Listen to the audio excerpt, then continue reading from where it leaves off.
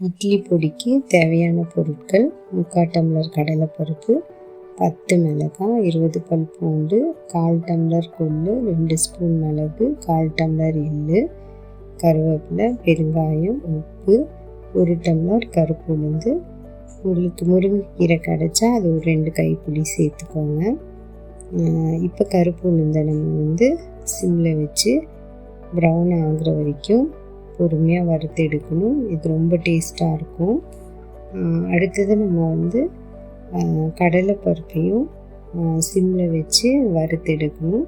இது ரெண்டும் தான் நம்ம ரொம்ப பொறுமையாக வறுத்து எடுக்கணும். அப்போ தான் இந்த பொடி ரொம்ப டேஸ்ட்டாக இருக்கும். தனியா வறுத்து எடுக்க போகிறோம். இப்போ தனியா ஈஸியாக வறுத்து எடுத்துடலாம். இப்போ நம்ம நெக்ஸ்ட்டு கொள்ளும் நம்ம பொறுமையாக ப்ரௌன் ஆகிற வரைக்கும் வறுத்து எடுக்கணும். அடுத்தது மிளகாய் சேர்த்துக்கலாம். காரத்துக்கு நீங்கள் இன்னும் தேவைன்னா எக்ஸ்ட்ரா போட்டுக்கோங்க. காஷ்மீர் மிளகாய், குண்டு மிளகாய் நாங்கள் சேர்த்துருக்கோம். அடுத்தது நம்ம எள்ளையும் நம்ம வறுத்து எடுத்துக்கலாம். உங்களுக்கு கருப்பு எள் கிடச்சா அதை நீங்கள் ஆட் பண்ணிக்கோங்க. இப்போ மிளகு சீக்கிரமாக வறுத்து எடுத்துடலாம் நம்ம.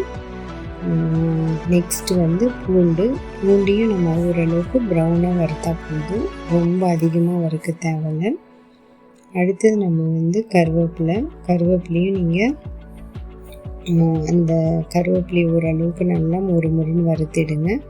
அதை நம்ம கையில் உடச்சி பார்க்கும்போது அது உடையணும். அந்தளவுக்கு நீங்கள் என்ன பண்ணணும், அந்த கருவேப்பிலையை வறுத்து எடுக்கணும். நெக்ஸ்ட்டு பெருங்காயத்தை நம்ம குட்டி குட்டியாக போட்டு அதை நம்ம கட் பண்ணி வறுத்து எடுக்க போகிறோம். இப்போ நம்மளுக்கு பொடி ரெடி ஆகிடுச்சு. நீங்கள் டேஸ்ட் பண்ணி பார்த்துட்டு சொல்லுங்கள். தேங்க்யூ.